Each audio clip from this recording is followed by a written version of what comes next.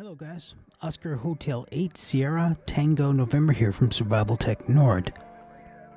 By now you've seen me operating in the solar powered field station, you've seen me operating MAM portable in a variety of different places, and you understand that solar power and off-grid communications is the whole point of what we're trying to achieve here.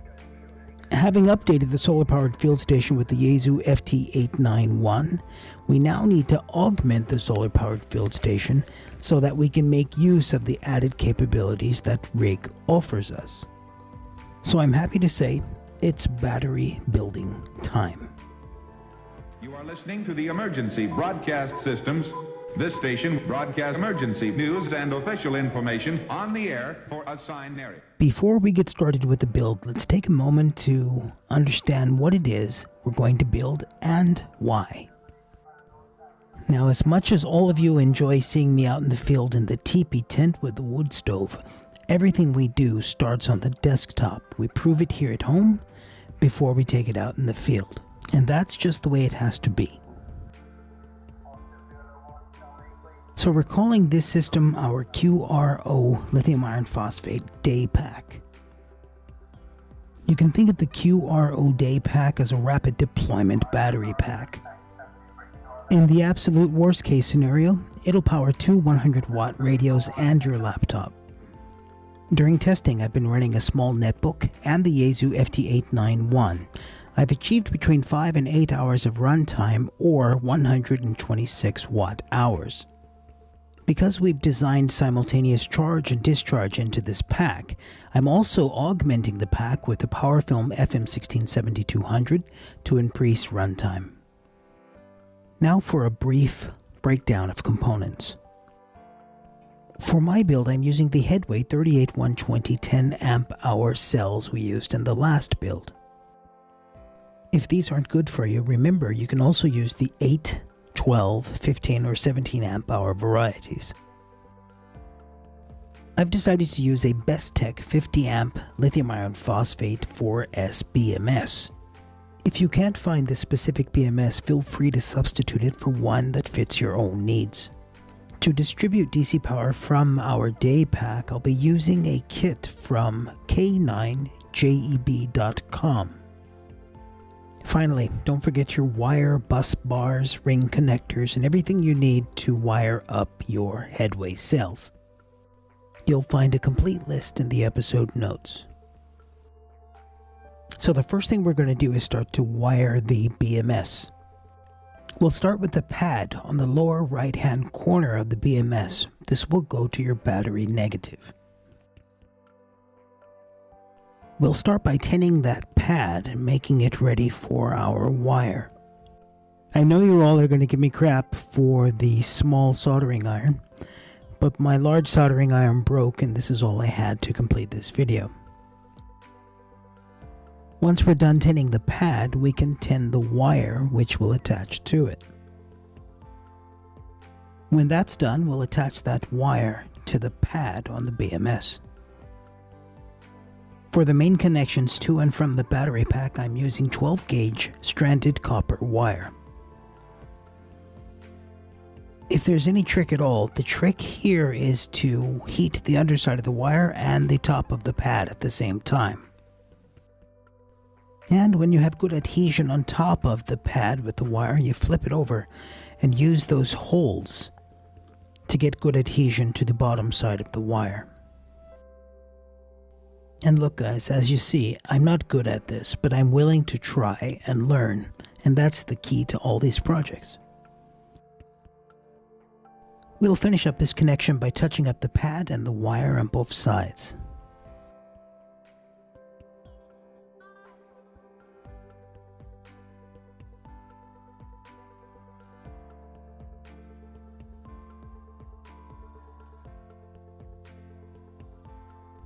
Now we're going to attach a ring connector to the end of that wire.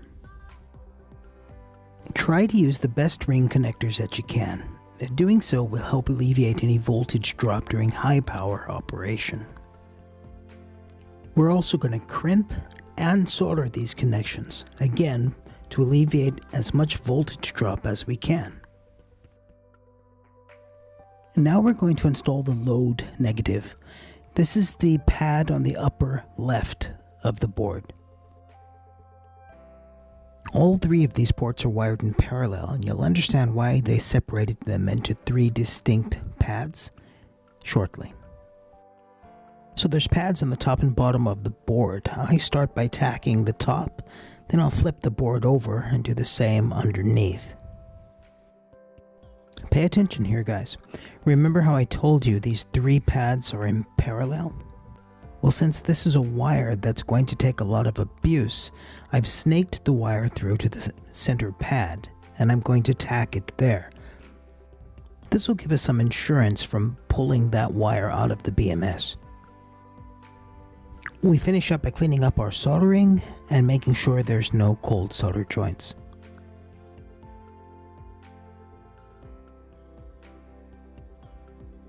On the third and last remaining pad, we're going to add another wire, and this wire is going to go to our solar charge controller.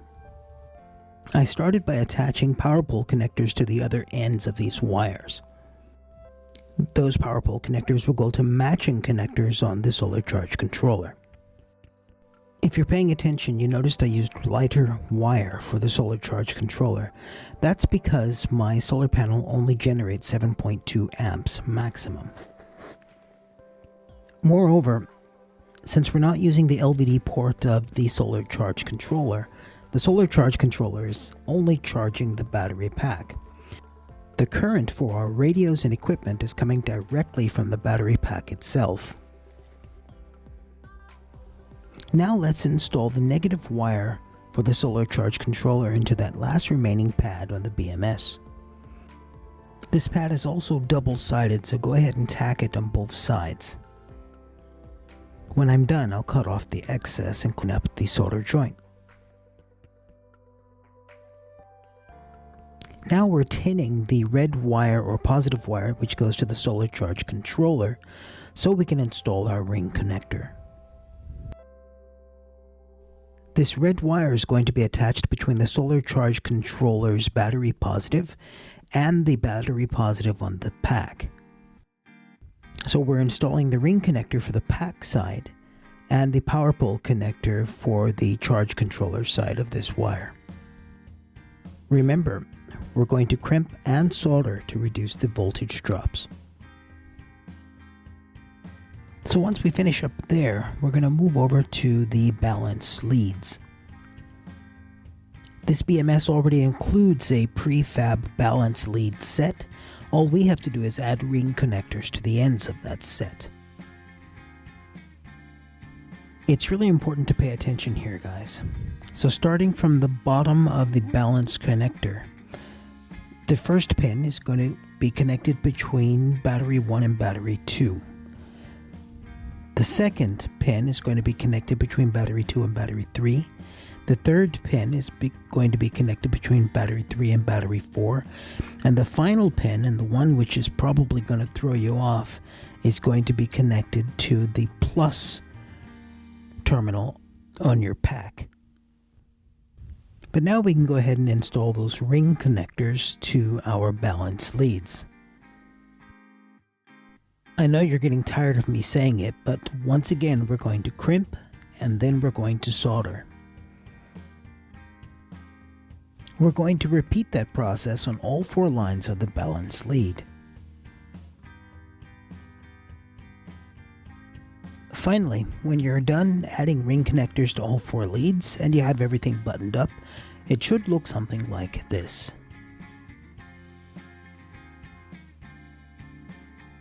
Now we're going to use shrink wrap to enclose the BMS and protect the work that we've done. Don't worry about adding the balance lead connector right now. We're going to cut a hole in the heat shrink later so that we can attach it. Now we can use our heat gun to shrink the shrink wrap around the board. I prefer to use a relatively low temperature heat shrink so that I don't damage the electronics I'm working with. So apply heat evenly on both sides of the board until you have a nice firm fit. I'm going to leave this part of the video in real time because I want you to understand to go slow and to be careful and gentle with what you're working with. Sometimes it's better to simply go slow than to use a lot of heat or a lot of power and get things done fast. Slow and easy is what we want here.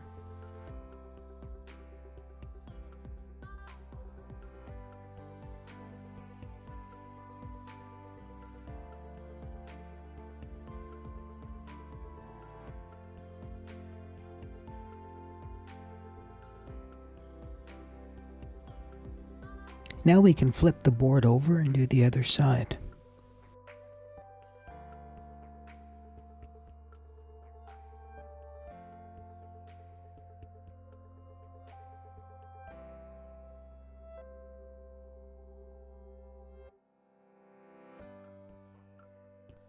I've been using Anderson power poles for years, but until recently I didn't have the proper tool to crimp them properly.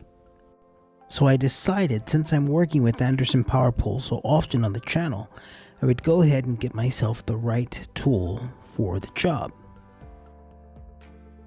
Now before you ask me, this wasn't a freebie or anything like that. I went ahead and ordered it myself, and I'm happy that I did. So, not only do we make solid connections with the Anderson power pole contacts, we actually save time as well when doing so.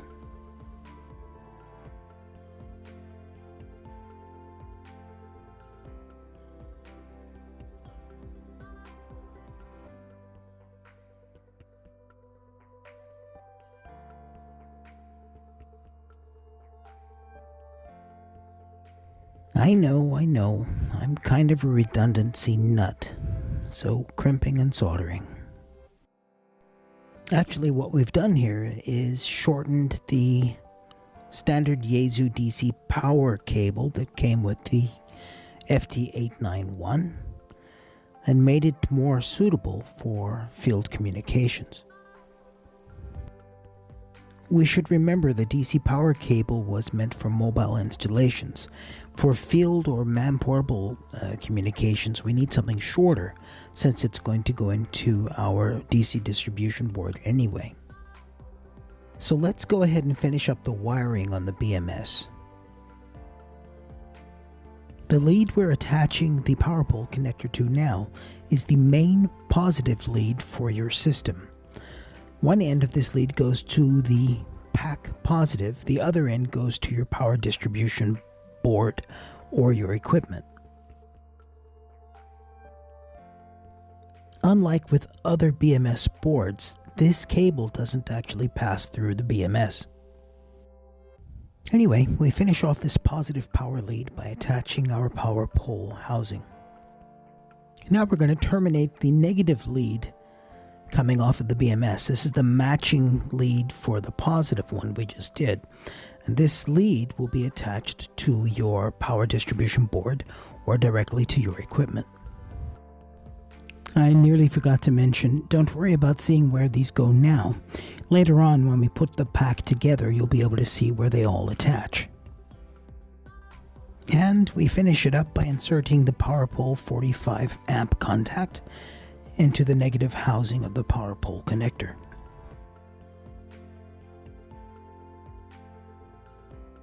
That leaves the last and final wire on the BMS to add a ring connector to.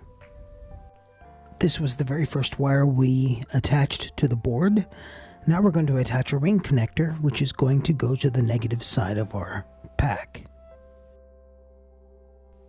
If you've followed along correctly, this is what your BMS should look like.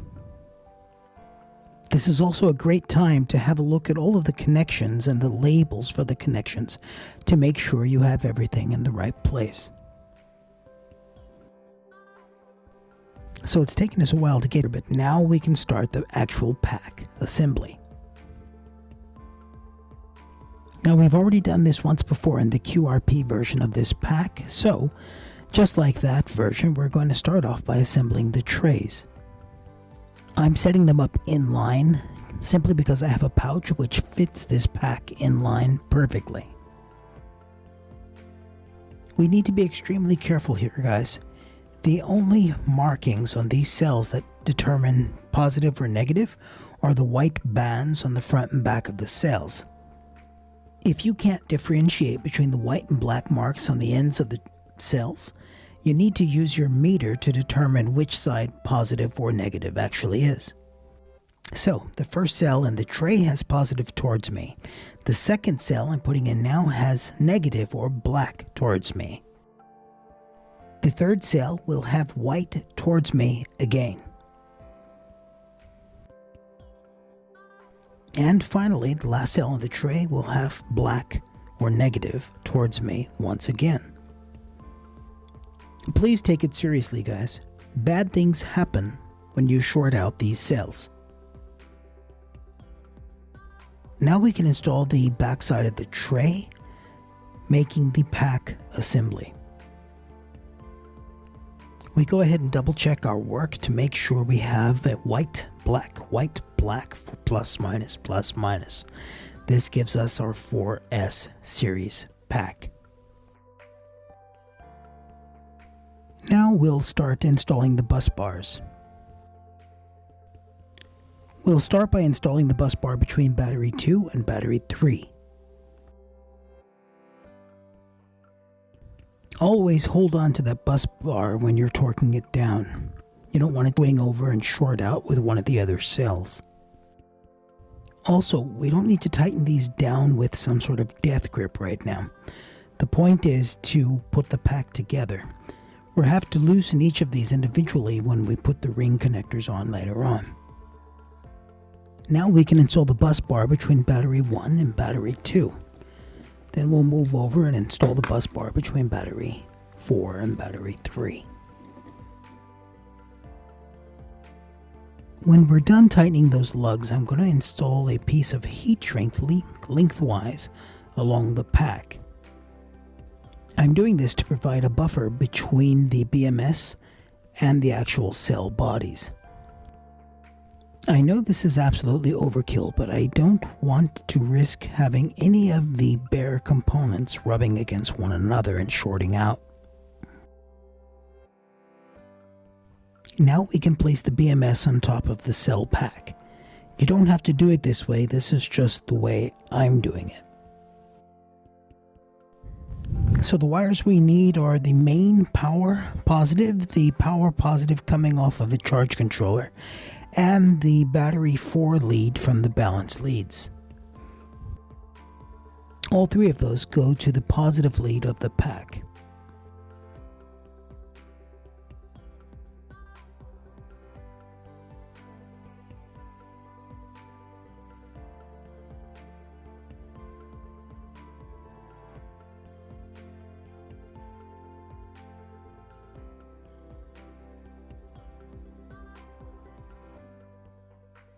Now we take the battery negative lead from the BMS and attach it to the negative lead of battery 1 on the pack.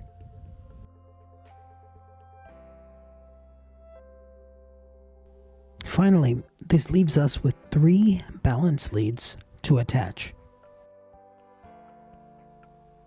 That's the balance lead between battery 4 and battery 3. The balance lead between battery 1 and battery 2, and finally the battery lead between battery 2 and battery 3. Now you might not have realized it, but basically at this point in the build the pack is ready to go. But before we can make it pretty and take it out for use, we should do some basic testing with our fluke. So all we want to know is each cell is what we expect it to be, and the total voltage of the pack is near what we expect it to be.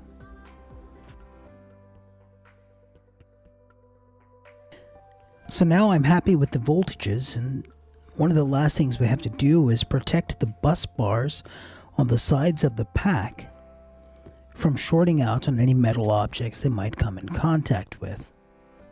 Once again, I'm adding one last layer of heat shrink, and this time the heat shrink is going to go lengthwise to cover the bus bars. Remember guys, go slow and easy here and use low heat. The reason why is the BMS has a temperature sensor built in and we wouldn't like to damage it. So let's take our time, because a couple of minutes here or there is not going to make a big amount of difference. Now while we finish up this pack, let's talk a moment about building versus buying. And at the moment, the popular option is buying these bioenno batteries.